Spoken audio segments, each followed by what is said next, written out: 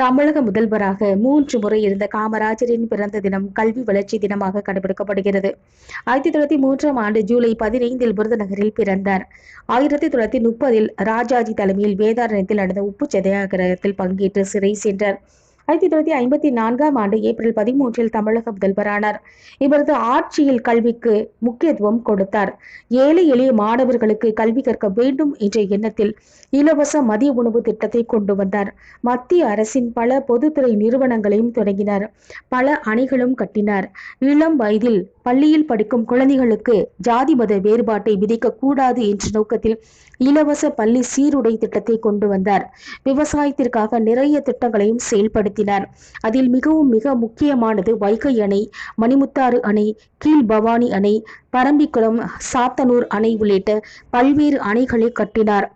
இது இன்றளவும் விவசாயத்திற்கு பெரும் நன்மைகளாக